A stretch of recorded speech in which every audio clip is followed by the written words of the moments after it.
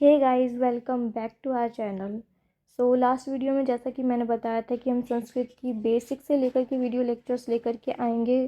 तो आज उसका फर्स्ट लेक्चर है जो कि है वर्ण परिचय। और ऑब्वियसली संस्कृत एक लैंग्वेज है और लैंग्वेज की सबसे छोटी इकाई जो होती है, यूनिट होती है, वो वर्ण होती है। जैसे कि वर्ण मतलब कि अक्षर हो गया, या इंग्लिश में कहें तो लेटर हो गया। और कोई भी लैंग्वेज हो गई, उसकी सबसे छोटी जो यूनिट होती है वो वर्ण ही तो होते हैं, लेटर्स ही तो होते हैं। लेटर्स से मिलकर के वर्ड्स या शब्द बनते हैं, फिर सेंटेंसेस यानी वाक्य बनते हैं। और वही तो लैंग्वेज होती है हमारी, चाहे इंग्लिश हो गई, हिंदी हो गई, संस्कृत या और भी कोई भी लैंग्वेज हो गई। तो सबसे छोटी जो यूनिट है वो तो हमारी वर्ण ही है। तो इसे पढ़ना तो वैसे ही ज़रूरी होता है। तो वर्ण की जो डेफिनेशन है वो भी यही होती है कि भाषा की जो सबसे छोटी इकाई है, सबसे छोटी जो यूनिट है, उसे ही वर्ण कहते हैं। एंड वर्णों के मिलने से ही शब्द बनते हैं, और शब्दों के समूह को या शब्दों के मिलने से जो सार्थक बनता है उसे हम वाक्य कहते हैं। और वाक्यों से ही भाषा बनती है। ठीक है। अब वर्ण जो है, वर्ण भी दो तरह के होते हैं, एक स्वर और एक व्यंजन। ठीक है, एक स्वर और एक व्यंजन। स्वर क्या होते हैं? स्वर जो बिना किसी की हेल्प के इजीली खुद से बोले जा सकते हैं। और व्यंजन जो कि खुद से नहीं बोले जा सकते, उन्हें स्वरों की हेल्प लेनी पड़ती है उनको प्रोनाउंस करने के लिए। ठीक है। वैसे तो हम पढ़े हुए हैं ये पहले भी, बचपन में हिंदी में भी पढ़ा है स्वर व्यंजन क्या होते हैं। स्वरों की ये होती है कि जो बिना किसी की सहायता से स्वतंत्र रूप से बोले जा सकते हैं, उन्हें स्वर कहते हैं। जैसे कि हमने ए आ ई ऊ ये हिंदी में पढ़े हैं।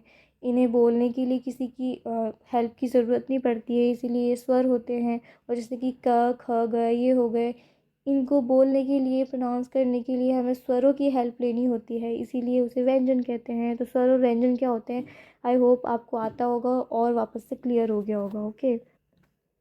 वैसे स्वर हमने 9 पढ़े हैं, ठीक है। व्यंजन हमने 33 पढ़े हैं।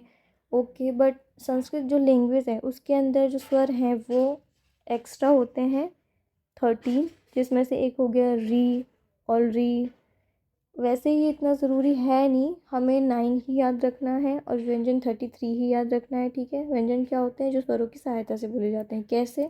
जैसे कि हम क बोल रहे हैं, ठीक है। तो जो क है, जो हम लिखते हैं, बोलते हैं, ये सिंपली क, ये ओनली व्यंजन नहीं है ये, बल्कि व्यंजन क और अ को मिला करके बोला जाता है। ठीक है। तो ओनली इस वाले क को तो हम बोल नहीं सकते, और इसे कहीं आपने यूज़ भी नहीं किया होगा। ठीक है।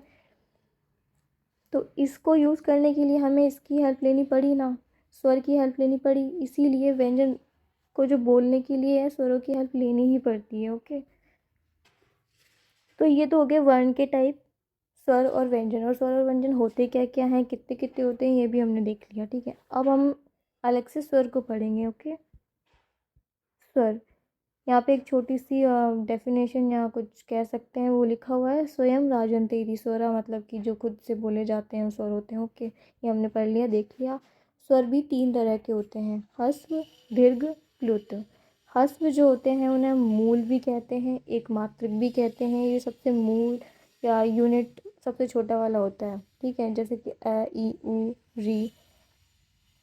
और इन्हें इन्हें बोलने में जितना समय लग रहा है उससे डबल टाइम जिसे बोलने में लगे वो होते हैं दीर्घ। जैसे कि अ और आ दोनों में डिफरेंस देख रहे हो, अ बोलने में जितना टाइम लगा, आ बोलने में उससे डबल टाइम लगा, तो वो उससे बड़ा हो गया। ठीक है। और बचपन में भी हम ऐसे पढ़ते थे, छोटी ई बड़ी ई। तो जो छोटी ई है वो ह्रस्व या मूल हो गई या एक मात्रिक हो गई, और जो दीर्घ है, बड़ी ई है, वो बड़ी, वैसे हम पढ़ते हुए आ रहे हैं कि वो बड़ी है, दीर्घ है, द्विमात्रिक है, उसे बोलने में छोटी ई से डबल टाइम लग रहा है। ठीक है। और एक होता है प्लुत, जो कि ट्रिपल टाइम लगता है, बड़ा होता है। जैसे कि ओम, ओम बोलने में हमें इन बाकियों से ज़्यादा टाइम लग रहा है। ठीक है। और इसे हम त्रिमात्रिक भी कहते हैं। तो इससे एमसीक्यू भी आ सकता है, जैसे कि 4 ऑप्शंस दे दिए और ऊपर लिख दिया कि इसमें से द्विमात्रिक या त्रिमात्रिक वर्ण कौन सा है। या फिर ऊपर कोई भी एक वर्ण दे दिया और उससे पूछ लिया कि ये ह्रस्व दीर्घ प्लुत कौन सा है। ठीक है। तो ये आई होप कि आपको समझ आ गया होगा, इसमें कुछ इतना है नहीं, रॉकेट साइंस नहीं है इसमें। और एक अलग टाइप भी होता है ह्रस्व दीर्घ प्लुत के अलावा, जो होता है संयुक्त। जिनमें आते हैं ए आई ओ औ, ठीक है, क्योंकि ये खुद से मतलब मूल स्वर नहीं है ये, ठीक है। उसके बाद स्वर के बाद आता है व्यंजन। व्यंजन जो है 4 तरह के होते हैं, इसके 4 टाइप हैं। स्पर्श व्यंजन, अंतस्थ व्यंजन, ऊष्म व्यंजन और संयुक्त व्यंजन। स्पर्श व्यंजन जो कि है क से लेकर के मै तक, यानी जो क वर्ग, च वर्ग, ये पूरे पाँचों वर्ग के जितने भी वर्ण हैं वो हमारे स्पर्श व्यंजन होते हैं, जो कितने होते हैं 25 होते हैं।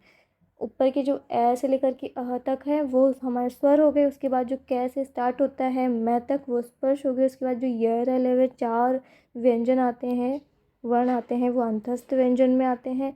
उसके बाद श, श, स, ह, वो ऊष्म व्यंजन में आते हैं, ये भी 4 होते हैं। उसके बाद आता है एक संयुक्त व्यंजन, जो कि 2 व्यंजनों को मिला करके बना हुआ है, ठीक है। जैसे कि ये पहले संख्या कितनी होती है संयुक्त व्यंजन की, होती है 5। कौन कौन से होते हैं? क्ष, त्र, घ्य और घ और श्र, ठीक है।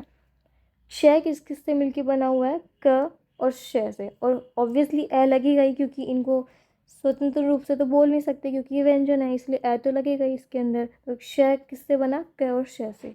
और त्र, त प्लस र प्लस अ से। वही घ्य, घ्य प्रोनाउंस करने में ऐसा लग रहा है कि इसमें घ होगा फिर ऐसा, बट नहीं, इसमें ज होता है और य होता है और फिर ए, ठीक है। फिर आता है ध्य, ये द और य से बनता है। श्र बनता है श प्लस र प्लस ए, ठीक है। तो ये 5 संयुक्त व्यंजन होते हैं। इनकी संख्या याद रखनी, कितने होते हैं व्यंजन संयुक्त? 5, ठीक है। तो बस यही था वर्ण परिचय में कि वर्ण क्या होता है। वर्ण भाषा की सबसे छोटी इकाई होती है, और वर्ण भी 2 तरह के होते हैं, स्वर और व्यंजन। और स्वर के भी हमने टाइप पढ़े, ह्रस्व, दीर्घ, प्लुत या एकमात्रिक, द्विमात्रिक, त्रिमात्रिक। उसके बाद आता है व्यंजन। व्यंजन क्या होते हैं? जो कि स्वरों की सहायता से बोले जाते हैं, खुद से नहीं बोले जा सकते हैं। वो 4 होते हैं, स्पर्श, अंतस्थ, ऊष्म और संयुक्त। इनकी संख्या याद रखनी है। स्पर्श 25 होते हैं, अंतस्थ 4 होते हैं, ऊष्म 4 होते हैं और संयुक्त जो है 5 होते हैं। कौन कौन से? क्ष, त्र, घ्य, ध्य, श्र, ठीक है। सो आई होप आपको ये समझ आया होगा। वैसे इसमें कुछ था भी नहीं है, हमने बचपन से ये सब चीज़ें पढ़ते हुए आ रहे हैं हिंदी इंग्लिश के अंदर, और संस्कृत जिन्होंने पढ़ी होगी उन्होंने भी ये पढ़ा होगा, ठीक है। तो इसमें कोई भी रॉकेट साइंस नहीं है, बहुत ज़्यादा टिपिकल कुछ नहीं है, बहुत ईजी है, समझ आ गया हो, आ गया। So thank you for watching.